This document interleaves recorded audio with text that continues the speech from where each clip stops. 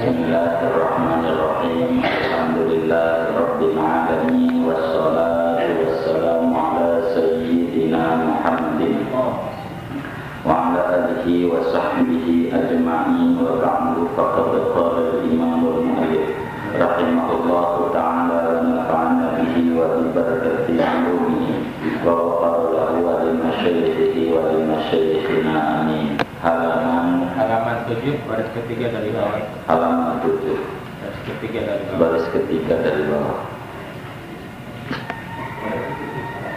Wa an yu'azza ahluhu ba'da mautihi ila salasati ayamin.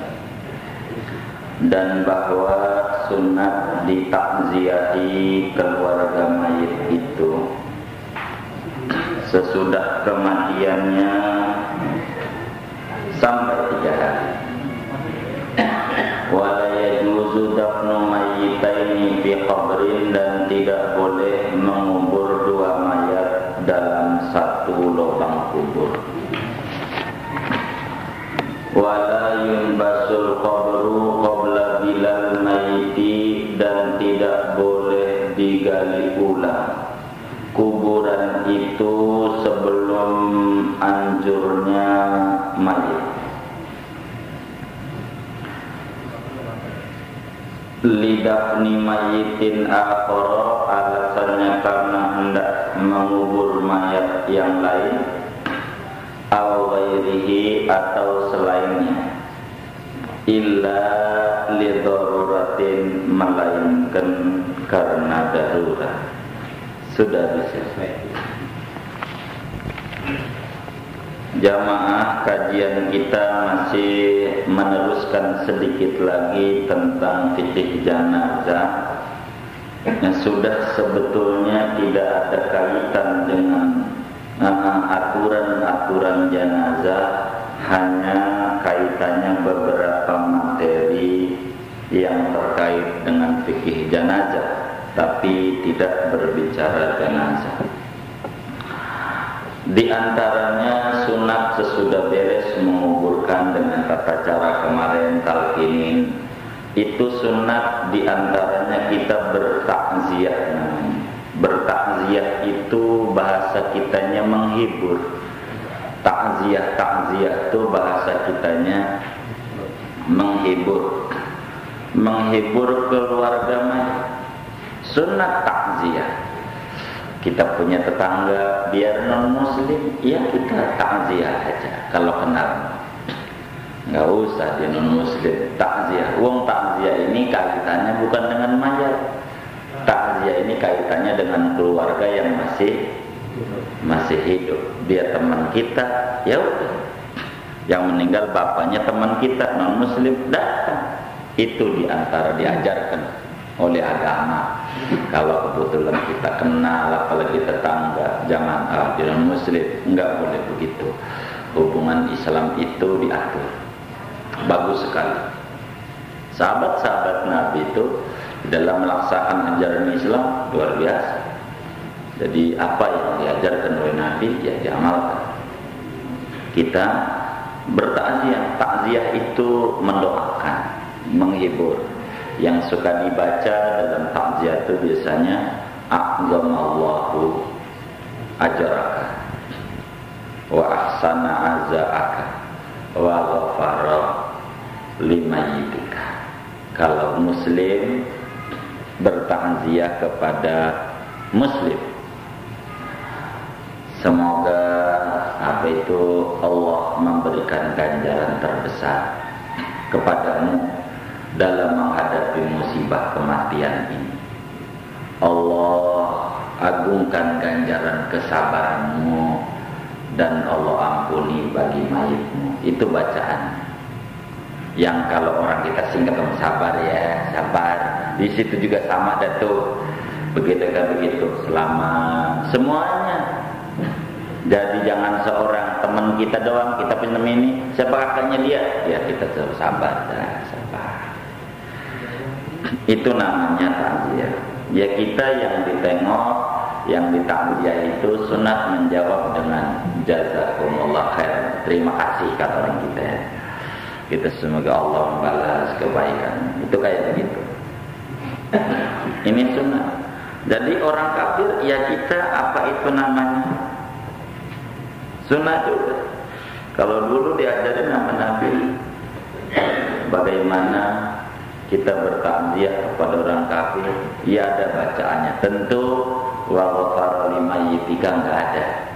Ya, semoga Allah ampuni mayatmu karena non muslim gitu. Itu ndak usah gitu, enggak boleh. Jadi intinya takziah ini besok berapa hari sejak kita tahu? 3 hari sesudah kita tahu tuh. Dari kita tahu tuh, kalau kita tahunya lama, enggak takziah udah lama mau takziah udah enggak sunat lagi, dia udah tenang, malah bukan takziah bikin susah. Tadinya kita tahu ngumpet aja kita, udah lama kita datang, akhirnya kan si ibu itu nangis lagi lihat kita temannya, sedih lagi, bukan takziah namanya. Ibu tadinya menghibur, nyusahin akhirnya. Takziah sampai 3 hari sejak kita tahu. Kalau nggak tahu, ya sampai kapan kita tahu?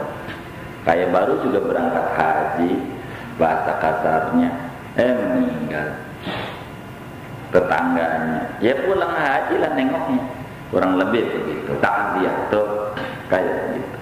Intinya takziah itu menghibur, biar orang itu jangan terus-terusan sedih. Imam Syafi'i itu dalam satu ungkapannya menghibur kawannya Khalifah namanya Al-Mahdi. Khalifah Al-Mahdi itu mati anaknya. Kemudian Imam Syafi'i datang, kata Imam Syafi'i bahasa kitanya, saya menghibur engkau, saya bertakziah kepadamu ini bukan karena saya yakin bahwa saya bakal hidup selamanya, bukan, tapi memang ajaran agama. Bisa saja saya sekarang ini menghibur engkau. Mungkin saja kalau saya punya musibah kayak engkau, saya lebih parah sedihnya dibanding engkau. Cuman ini kita disuruh wa tawasau bil haqqi wa tawasau bis sabr. Kita disuruh. Orang yang ditakziahi dan orang yang mentakziah tidak hidup selamanya, pasti bakal mati. Karena itu menghibur ini sedikit melegakan kepada keluarga yang meninggal. Apa saja diingetin, ya dengan bahasa kita lah. Dengan bahasa kita, bapak kalau yang meninggal itu adalah orang tuanya, kita bilang sabar. Nabi orang yang paling dicintai sama Tuhan, masih dalam perut bapaknya enggak ada. Masih dalam perut bapaknya udah enggak ada. Kau sih udah pernah dididik sama dia, udah ini udahlah tenang. Jadi apa saja, bagaimana supaya dia tuh nangisnya berhentilah, supaya tenang. Itu namanya takziah sunnah. Kita takziah, ganjarannya besar. Kita takziah itu besar ganjaran. Begitu. Menghibur orang itu ganjaran luar biasa. Itu satu. Kemudian wala yajuzu dafnu mayyitaini fi qabrin. Haram hukumnya mengubur 2 orang mayat dalam satu kuburan. Kuburannya satu, mayatnya 2. Enggak boleh. Dosa. Apalagi kalau berlainan jenis, emang dia udah janji sehidup semati. Tak kalau kubur pacaran bagaimana? Kan begitu. Jadi haram kecuali darurat. Darurat itu bagaimana? Emang mayatnya banyak kayak di Aceh, tsunami, begitu. Lah kalau satu-satu copot tangan yang nguburnya, maka kalau dia enggak ada yang tukang galinya, terus ada yang ngubur, dibikin aja lubang gede. Sebab Rasulullah Sallallahu Alaihi Wasallam ketika terjadi kekalahan kaum muslimin karena salahnya orang-orang yang tidak bertanggung jawab, tidak dengerin komando dari pimpinan, instruksi dari Nabi, akhirnya perang Uhud kalah. Perang Uhud banyak korban-korban yang bergelimpangan, maka digabung aja sama Nabi, 3 orang 1 lubang, ada yang 2 orang 1 lubang, digabung. Ya biar cukup, capek dia, enggak pakai. Kalau kemudian itu darurat, kalau sampai terjadi darurat itu enggak pakai. Apa tuh namanya? Dikubur satu lubang, begitu. 1 lubang, 2 mayat, enggak boleh. Kemudian wala yunbasul qabr. Kuburan itu kan kemarin kita sampaikan, kalau kuburan itu wakaf jangan disemen, jangan dikeramik, sebab itu bakal menyakiti mayat. Sebagai kita anak yang durhaka sama orang tua. Orang tua kita berdoa biar kita menjadi anak yang bakti kepada orang tua, bakti kepada Allah. Sementara di dalam bab wakaf, kubur tanah wakaf tidak boleh kita kuasai. Tanah wakaf sama seperti masjid. Ini kan tanah wakaf ya. Tanah wakaf kita kurung aja dikit buat sholat kita. Orang lain gak boleh. Boleh nggak? Pokoknya ini tempat gua nih, sebelah sini nih. Orang lain nggak boleh. Kalau orang situ kita tendang, tempat gua. Itu namanya nyusahin. Dia ke masjid kagak, udah ngurungin aja tuh tempat. Timbang Idul Fitri udah doang sholatnya. Itu haram karena membatasi tempat di mana setiap orang boleh pakai. Karena itu tanah wakaf setiap orang Islam boleh pakai di situ. Kalau sampai kita keramik berarti milik kita, berarti hak Allah sudah kita kuasai. Bukan saja tanah orang lain yang kita kuasai, tanah Tuhan. Begitu yang buat masyarakat kita kuasai. Alangkah besarnya dosanya dia yang kayak begitu. Karena itu biarkan saja pakai batu kali aja dan diciriin tuh yang kemarin kita kasih contoh dete ya. Udah itu aja kalau mau. Nah sekarang bagaimana kalau mau digali ulang?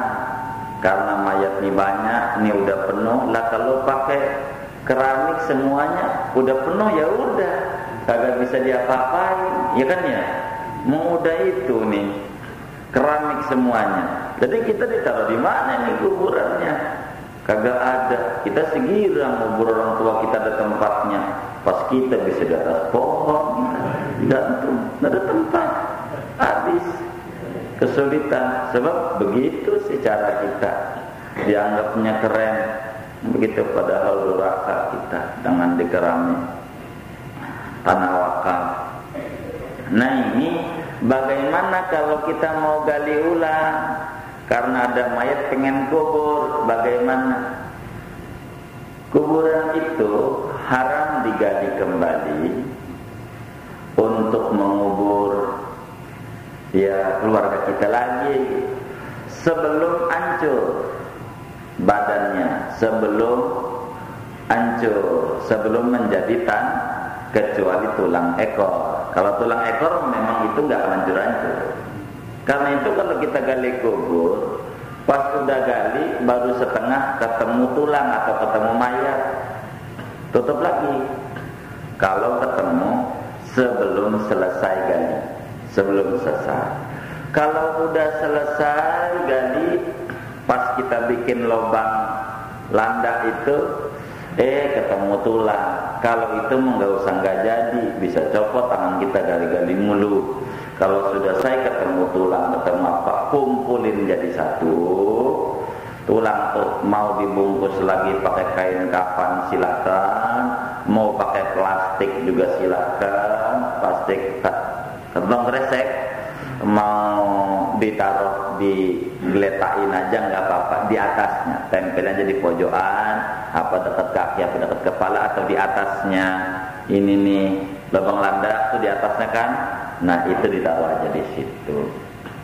Ini pernak-pernik daripada kita mengukur cara-cara itu apa tuh namanya menggali.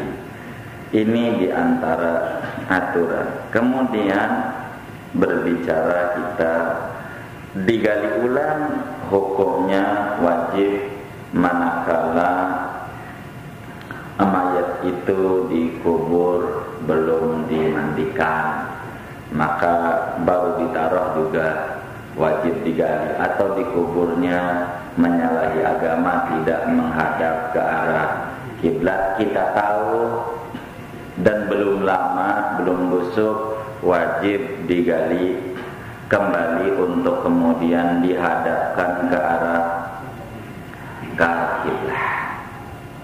kiblat.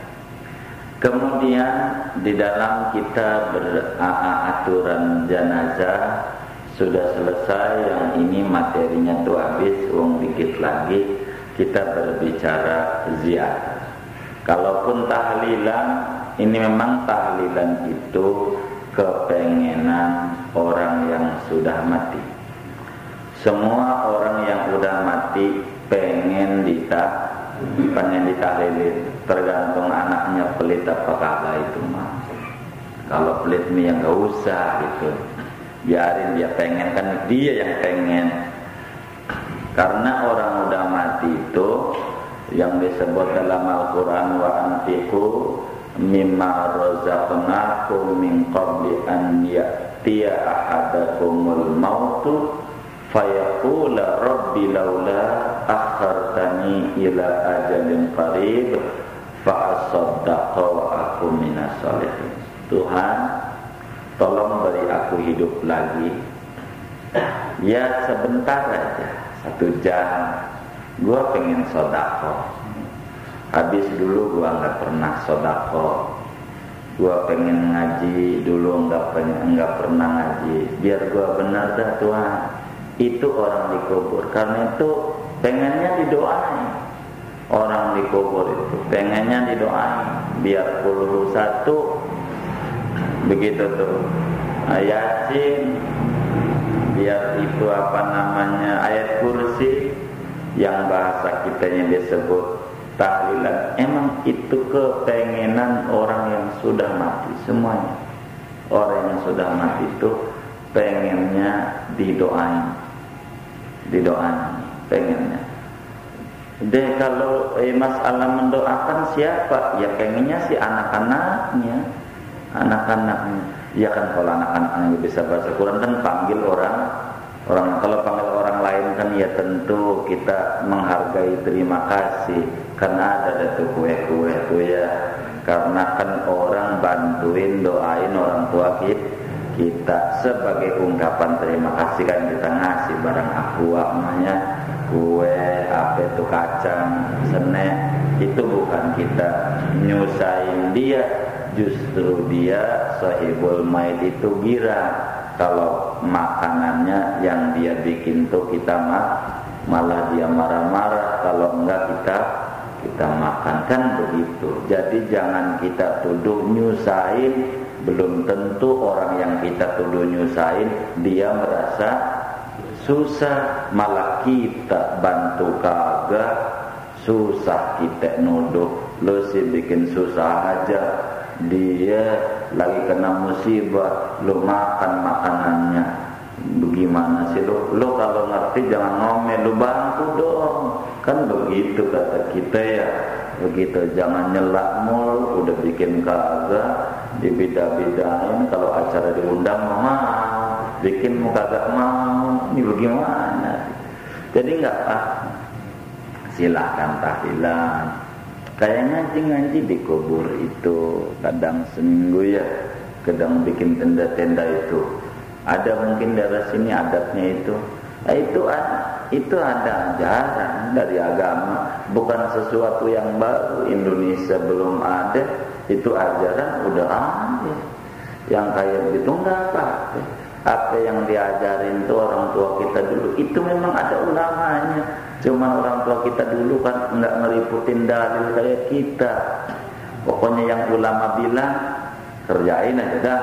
Begitu. Kalau kita kan ribut melulu, akhirnya ngerjain kagak, gitu ribut aja. Ini silakan saja, suka. Tapi itu tidak wajib, tidak wajib. Tapi salah satu tanda kebaktian seorang anak mendoakan orang tua. Kemudian berziarah, sunat kita ziarahin orang tua kita, ziarahin orang tua kita. Kapan saja. Tapi yang paling bagus Kamis Asar, Jumat pagi, Jumat sore, Sabtu pagi sebelum terbit matahari bisa subuh mentok. Sebab dalam riwayat hadis, orang tua kita rohnya kalau Jumat itu kumpul, sehingga kita bisa enak orang tua kita ngenalin kita dengan kita berziarah kubur di hari Jumat. Bahkan siapa orang yang ziarah ke kubur orang tuanya di hari Jumat, dosa-dosanya diampuni. Gara-gara dosa diampuni itu menyebabkan usaha-usahanya diberikan kemudahan oleh Tuhan. Orang yang rezekinya seret jangan salahin siapa-siapa karena dia kurang mau ziarah sama orang tua. Dulu hidup nggak open, meninggal juga lebih kagak open lagi. Tanah warisan aja direbutan, tapi kemudian gak diurusin orang tuanya. Itu kurang bagus. Kita ziarah, apalagi dia orang soleh, begitu tuh orang baik, rajin ibadah, itu banyak kabar buat kita. Ziarah sama orang tua kita lebih-lebih dekat. Kalau nggak keburu mah, kalau nggak keburu, wis ziarahnya sambil lewat saja. Umpamanya kan ada kuburan tuh di sana tuh ya. Apa namanya nih kuburan di jalan ini namanya orang sini? Kuburan Tajur. Oh, kuburan Parung Serat. Anggap deh orang tua kita ada di sana ya kan. Orang tua kita di kubur sana. Kan kita mau jalan nih gitu. Ya baca Fatihah aja lah, baca Fatihah sambil naik motor tuh. Motor angkot, bawa mobil, Fatihah baca bapak saya, mau nama siapa Abdullah, begitu. Fatihah jalan aja. Udah begitu, ngerti orang tua kita juga. Itu begitu. Jangan lewat aja orang tua kita di situ. Doa anak itu sama banget kata orang tua. Itu begitu, Fatihah sekali. Itu kayak begitu, jangan sampai kagak. Ini ajaran-ajaran yang diajarkan oleh agama. Begitu. Jadi hubungannya sangat kuat antara roh dan jasad di kubur. Jadi sehingga kita ziarah sama sangat bagus. Orang-orang yang sudah meninggal tuh tahu siapa yang ziarah di antara anak-anaknya. Sampai yang ziarahnya cuma lebaran doang, itu ditandai. Itu ditandai, oh ini ziarahnya lebaran doang. Orang kampung salah, punya soleh. Salah padahal bukan soleh. Salah, orang salah. Begitu tahu orang tuanya. Yang kayak begitu kurang terima kasih sama orang tua. Kurang itu tahu. Kita nggak sempat Jumat karena memang kita di Indonesia kan nggak liburnya Jumat, repot. Ini repot. Malam Jumat juga repot, pulang kerja. Ya seminggu nggak apa-apa. Jangan sekeburunya aja lah. Jangan kemudian memang si agama nyuruhnya Jumat. Kalau Jumat nggak keburu ya jangan sampai kemudian nggak ziarah sama sekali. Pemberanya minggu, ya udah kita minggu aja ziarah. Ya Allah ya Rasulullah tuh hebatnya tuh yang namanya film Ipin Upin memperingati hari ibu. Ngapain ibu kita nggak ada, ziarah ke kuburnya. Itu ajaran agama begitu. Jadi yang pakai orang Malaysia kita aja yang nonton. Kalau kita yang buat agak dipercaya, agak laku. Emang begitu orang kita. Begitu. Padahal ajarannya ajaran kita. Ajarannya bagus sekali. Kita ziarah. Itu adalah salah satu hal yang positif yang diajarkan oleh agama. Jadi ketika kita ziarah orang tua, masuk ke kuburan, kalau kuburan itu ada pintu gerbangnya kayak kuburan umum, ya kita salam dah. Yang Nabi ajarkan, assalamualaikum ya ahli kubur, antum lana salam, wa nahnu lakum taba wa inna insyaallahu bikum lahiqun nasallahu lana wa lakumul afiyah. Udah salam, kita para nindak apa itu namanya kuburan orang tua kita. Salam lagi, itu kan salam umum. Nanti salam khusus, karena kiblatnya ke sono, ya berarti kan kita menghadap timur ke sini. Salam dulu. Assalamualaikum wahai bapakku, assalamualaikum wahai ibuku. Kalau bahasa kita Indonesia ya assalamualaikum ya abi, kalau bapak ya umi, kalau dia saudara ya akhi. Sebahasa ini sajalah. Assalamualaikum wahai siapa, adikku, abangku, encangku. Itu begitu. Salam. Apalagi kuburnya terpencar-pencar, ada yang di pojok sini, ya kan? Karena nggak muat pojok sini, dia salamin aja itu semua. Salamin. Kalau kita pengen itu bacain aja Fatihah sekali mah. Fatihah buat ini. Nanti kita duduk dalam satu kuburan baru kirim doa buat semua. Itu diantara adab-adab di mana kita itu berziarah ke kubur orang tua kita. Banyak dalil jamaah dari agama seperti apa yang dikatakan oleh Nabi dalam hadis-hadisnya, man dakhalal maqabira faqara'a surat Yasin khafaqallahu anhum yawma idzin wa kana lahu bi'adadi man fiha hasanatin. Jadi siapa orang masuk kuburan kemudian dikubur baca Yasin, Allah ringankan azab yang ada di kubur. Allah tuliskan ganjaran buat dia sebanyak mayat yang ada, sebanyak huruf yang dibaca. Banyak. Pokoknya tahlilan itu semua huruf-hurufnya, ayat-ayatnya apa kulhu, apa nas, itu ada hadisnya untuk kaitan dengan kematian. Jangan tahlilan, yasinan, maulud, surat apa kek, memang di Quran ada surat lain. Daripada baca ayat-ayat cinta punya Rosa, masih mendingan Quran begitu. Enggak apa-apa, bagus. Sama orang kampung baca itu, ente aja buat sendiri baca surat Al-Baqarah sampai kelar, mabok 2 juz lebih itu. Kan begitu. Udah dikasih enak 3 lembar, masih protes. Biasanya kalau ngerjain yang protes kayak begitu tuh biasanya nyelak doang misalnya. Kita nggak usah jalani begitu, jalan. Itu seperti demikian. Udah kita ziarah di kuburan tua kita, doa. Ziarah itu berhadap-hadapan sama dia, dekat kepalanya. Jangan nempel banget.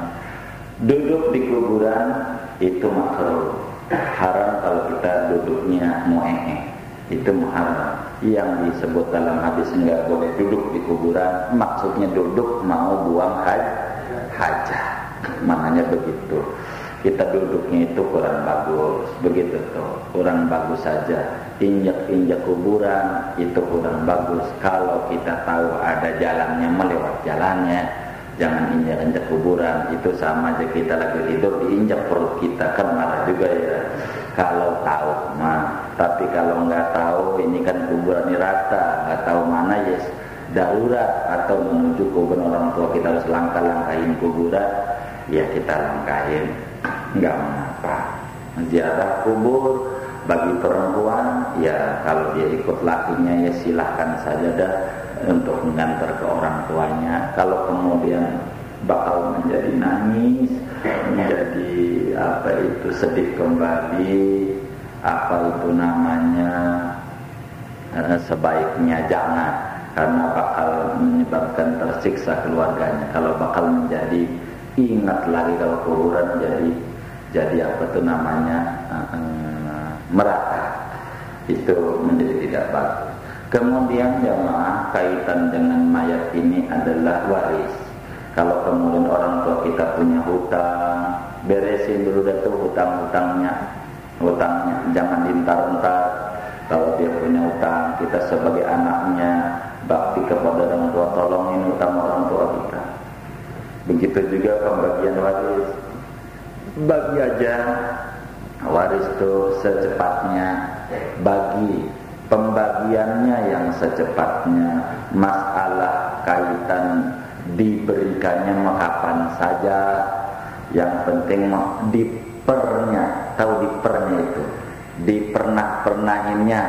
Oh, ini orang ninggalin anak sekian, oh berarti si ini anak ini, atau ada istri, oh istrinya punya anak, tuh si suami yang meninggal istri 1/8, biar dia paham bahwa dia dapatnya 1/8. Masalah dibagi kapan, ini baru juga dikubur. Masa dibagi, bukan dibagi begitunya, tapi dipernah ente dapatnya sekian persen, ente dapatnya sekian persen, ente dapatnya sekian persen. Ini biar anak-anaknya, biar orang yang tidak dapat jangan ngarep, biar yang dapat ini kalau dia butuh apa-apa sama saudara minta enggak berani, dia punya harapan, ada jaminan, jelas begitu. Itunya tuh yang disuruh guru-guru oleh agama, bukan harus rumah baru meninggal dijual, kan begitu. Tapi biar orang tuh masing-masing tak tahu si ini dapat sekian, si ini dapat sekian. Itu nanti kan kalau persentase itu bisa berubah-berubah angka di dalamnya itu. Begitu, kalau ada 8 juta 1/8-nya sejuta, kan gitu 80 juta. Itu kan nanti angka kan tidak perlu, yang penting hak dia dari agama itu bisa dia ketahui berapa dia hak dia, sehingga yang nggak dapat jangan ngarep, yang dapat itu apa itu namanya jangan sampai kebingungan. Kemudian jamaah kaitan dengan jenazah, seyogianya bagi orang yang punya harta itu bertanya sama kiai. Bagi orang yang punya harta mumpung masih hidup, bertanya sama kiai, artinya sama orang yang mengerti tentang urusan harta pusaka. Sebab kasus-kasus yang muncul di masyarakat akibatnya menjadi kesulitan lantaran tidak bertanya dulu kepada kiai. Salah satu contoh begini, ada orang yang ngurusinnya itu si nenek ini cucunya, yang ngurusin cucunya dari anak perempuan, cucu laki. Jadi yang ngurusin dia cucu laki-laki, artinya jenis kelaminnya dari anak perempuan. Perempuan itu si nenek. Dia yang ngurusin sampai bininya dia tuh mantu cucu, yang nyebokin, yang ngobatin, yang ini yang itu segala macam, karena dia itu. Kemudian sudah begitu, udah dia meninggal, si nenek lah si cucu terusir dari rumah itu. Kagak dapat apa-apa, emang cucu dari anak perempuan bukan ahli waris, kagak dapat apa-apa. Bingung saudaranya, ini jadi bagaimana? Uang dia yang capek yang nyebokin dia kok nggak dapat? Salah tuh si nenek. Kenapa kagak tanya sama kiai, ini cucu gua nih yang ngurusin gua dapat apa kagak? Ponakan gua nih kalau gua meninggal dapat apa kagak? Tanya dulu dong, masih hidup. Sebab niat baik itu kalau kemudian tidak bertanya dulu jadi malapetaka. Akibatnya yang terjadi di kasus-kasus kota-kota besar itu adalah keributan masalah harta waris. Apa itu namanya ketika orang itu meninggal. Yang kasus yang ramai aja tuh Pak Murdiono tuh nikah, cerai segala macam, itu masalah warisan saja. Yang diribut itu Murdiono itu begitu. Semua kasus-kasus yang ada itu berbicara harta warisan, ini nggak dapat, ini dapat, ini nggak dapat, ini dapat, biar begitu. Nah, biar kita enak, mumpung kita masih hidup, kalau ada kita punya anak angkat, kagak dapat warisan anak angkat. Biar bagaimanapun, bagaimana biar dapat, tanya sama kiai. mumpung masih hidup barangkali dihibahkan. Betul, hibah masih bisa wong, kalau kita masih hidup mah masih bisa di lagu apa aja kita mau jual kita mau kasih orang lain wong kita hartanya masih punya kita. Tapi kalau kita udah mati, kita udah gak bisa ngatur, maka kembali yang ngatur adalah Allah dan Rasulnya. Nggak boleh siapa aja mau mengatur menyalahi Allah dan Rasulnya. Jadi yang nggak dapat biar baik kayak apa, ya kagak dapat. Kalau dikasih jadi dosa. Nah karena itu kita harus banyak bertanya, jangan masa bodoh. Kalau buat tanya warisan, nanti mati lagi. Yang nggak sekarang juga besok-besok pasti mati. Paling tidak biar anak-anak kita, kerabat-kerabat kita tidak ribut sesudah kematian kita. Ini adalah hal yang terpenting berbicara kita apa itu namanya kaitan dengan orang yang sudah meninggal. Karena itu bagi kita harta warisan itu disebutnya dalam bahasa agama harta pusaka. Pusaka itu artinya kenang-kenangan. Kalau bisa enggak dijual, kenang-kenangan. Itu rumahnya kita jadiin base camp aja dah, buat anak cucunya dulu nih gitu. Kalau bisa, tapi kan kita orang doa memang harus dipecah, ya udahlah. Tapi maksudnya membuat kenang-kenangan, kirim doa sama orang tua. Kalau buat hidup dan kehidupan kita, menjadi rezeki kita aja. Pengennya sih begitu. Kurang lebih jemaah sekelumit daripada terakhir materi tentang jenazah ini. Mungkin ada yang kelewat kami menjabarkannya, atau ada yang ditanya dari materi ini, atau masih juga ada kaitan yang kita tidak keburu menjelaskan. Ya silakanlah ditanya. Mumpung hari ini sebagai terakhir kajian fikih jenazah. Wallahu baik.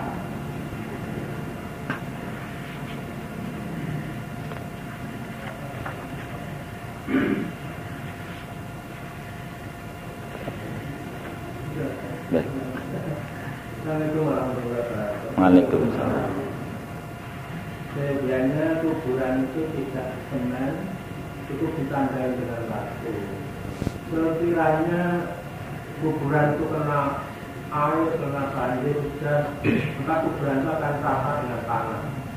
Sehingga si anak itu waktu menziarah, kan tadi dia berhadapan. Sehingga dia tidak menemukan kuburan dari orang tua itu. Bagaimana seharusnya?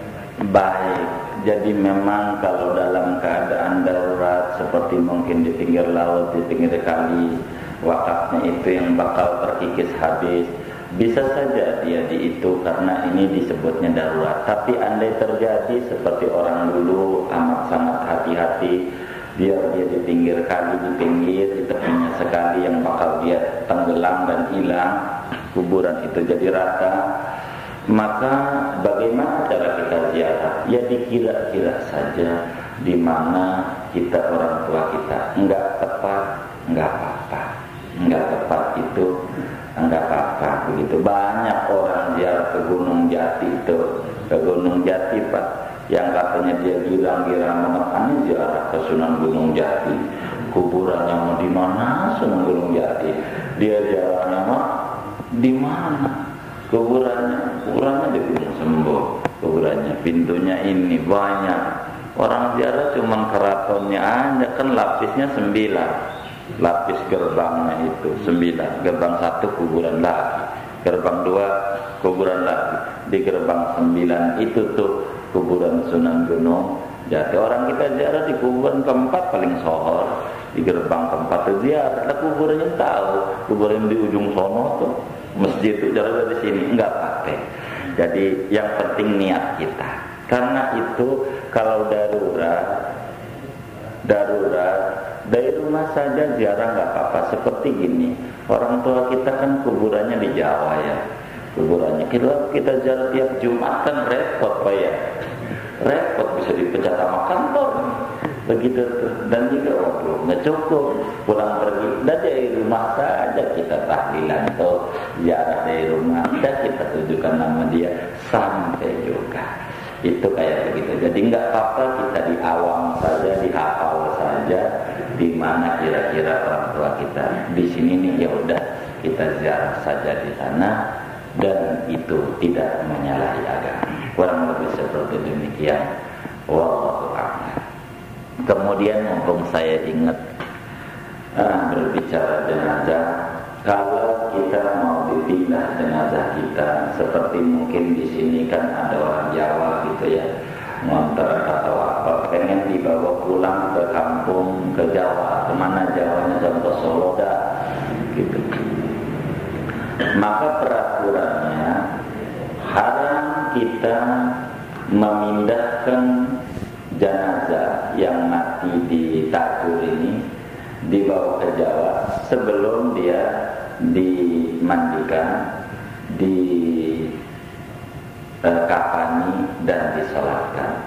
Sebab yang disuruh nyolatin di mana dia meninggal. Meninggalnya di Tajur, yang disuruh nyolatin, nyuruh kafan, mandiin, nyuruh kafanin sampai nyuruh dikubur adalah orang sekitar dia tinggal. Tajur deh sebenarnya ya, orang Tajur. Karena itu kalau dia mau dibawanya dikubur saja. Sesudah beres disolatin di sini, dimandiin di sini, baru dia dibawa ke Jawa. Itu pun kalau tidak khawatir rusak. Kalau khawatir rusak, artinya busuk gitu bau, jangan jadi dosa. Kurang lebih itu yang kami ingat. Iya Pak. Ini mungkin Bapak ini mau nanya nih RT kita ini. Waalaikumsalam. Tadi kan dalam pemakaman umum juga. Di pemakaman umum itu kan kita bayar kan? Kalau dalam pemakaman itu mesti bayar. Baik di DKI maupun di sini kita bayar. Apakah itu tidak termasuk kita memiliki itu makam tadi? Baik. Ada namanya wakaf, ada namanya TPU, Taman Pemakaman Umum. Pemakaman umum sebetulnya bukan wakaf. Pemerintah tidak mewakafkan untuk kuburan, hanya mengalokasikan saja untuk penguburan. Kalau bahasa kita itu akadnya sewa ya, akadnya, karena itu bayar. Kalau kita enggak bayar, dibuang nggak mati? Dibuang. Karena itu mah tuh di semento hanya makruh, tidak haram. Tapi makruh, kurang bagus, buang-buang duit. Masih mendingan 15 juta yang buat marmer tuh kasih aja Masjid Anur. Saya kira setuju semua. Begitu, yang kayak begitu. Jadi nggak usah bagus-bagus lah kuburan. Jadi jujur saja, yang perlu dibagusin itu isi dalam, bukan rumah itu. Apa isi dalam? Isi rumah di mana orang tua kita dulu tinggal. Bukan itu yang kita bangun. Yakni rumah yang kita tempatin ini kita isi dengan baca Quran, kita isi dengan kita akur, abang amade. Itu terbangun kuburan itu girangnya luar biasa. Laksana istana dia. Biar itu kita bangun marmer istana hebatnya kayak apa. Marmernya aja yang harganya itu dalam satu kotaknya itu jutaan. Bagus kayak istana. Bila isi rumahnya yang dulu dia tempatin, yang sekarang kita tempatin, kita ribut mulu sama kakak kita, kagak sholat, kagak baca Quran, kagak apa, itu neraka juga, itu penjara jadinya. Jadi yang perlu dibangun bukan kulit, bukan casing, tapi isi. Biarlah apa itu namanya HP abal-abal, yang penting banyak pulsanya daripada BlackBerry kagak ada pulsanya. Bukan begitu kira-kira. Jadi kuburan bagus-bagus, anaknya kagak doain, buat apa? Begitu. Masa menen kuburan biasa, sang anak baik-baik doain orang tua, itu lebih bagus. Saya kira itu yang paling penting. Tapi kalau kuburan umum, memang dia umum, kita tidak sama Jadi itu bukan wakaf, berbeda dengan wakaf. Wakaf itu adalah memang diperuntukkan untuk kuburan. Karena itu kalau kita punya duit, punya tanah, mampu kita wakaf tanah buat kuburan. Di zaman sekarang sudah sulit, itu adalah amat sangat tinggi nilainya di mata agama. Karena waktu sekarang ini amat sangat kesulitan. Banyak tanah-tanah kuburan dijual, buat ini, dijual buat itu, menjadi susah. Zaman sekarang ini memang tergiur dengan harganya tanah, airnya dijual, menjadi repot. Karena itu kembalilah kalau yang ditanya TPU sewa saja, hukumnya sebatas makruh, tidak sampai haram. Sebab itu setengah milik sama kita, wajib kita bayar. Makanya ada kelas-kelasnya, kelas A mahalan itu. Kalau tanah kusir itu pinggir jalan tuh A1 istilahnya, itu mahal gitu. Kalau pengen murahan, dapat sono yang mau menuju Bintaro, dapat kali tuh, yang dikit-dikit banjir, itu murah. Jadi memang begitu. Jadi kasihan juga orang tua kita tenggelam ngapa-ngapa. Gitu. Mana anaknya kurang doain dia tenggelam juga, kasihan juga orang tua kita. Jadi memang sewa kurang lebih beda hukumnya dengan wakaf. Gimana? Yang mau saya tanyakan berkaitan dengan bahasan kemarin itu tentang boleh dikubur, boleh pakai peti. Nah sekarang yang saya tanyakan kan kebanyakan pakai peti itu kan adalah merupakan satu kewajiban, apakah itu sunnah atau bukan, bahwa pipi itu menyentuh tanah. Sehingga dalam peti itu ada yang dikasih tanah, ada yang enggak. Ada juga yang hanya disiramkan saja begitu dari atas. Nah itu boleh enggak? Itu yang pertama. Terus yang kedua tentang masalah teman kuburan tadi Ustaz. Kan kalau kita lihat wali-wali itu kan hampir semua kuburannya kan disemen itu. Nah itu gimana Ustaz? Terima kasih Ustaz. Baik, kalau wali memang pengecualian Pak Heru. Kalau wali, seluruh ulama sepakat kalau kubur-kubur wali biar itu di tanah wakaf.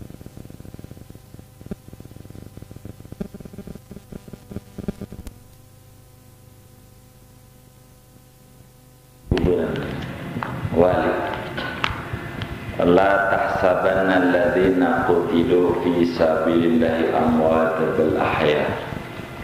Wali itu hidup di kuburannya. Bahkan kata Al-Allamah Syekh Abdul Wahab Asy'arani dalam sebuah riwayat hadis itu bahwa di kubur wali itu Allah utus malaikat.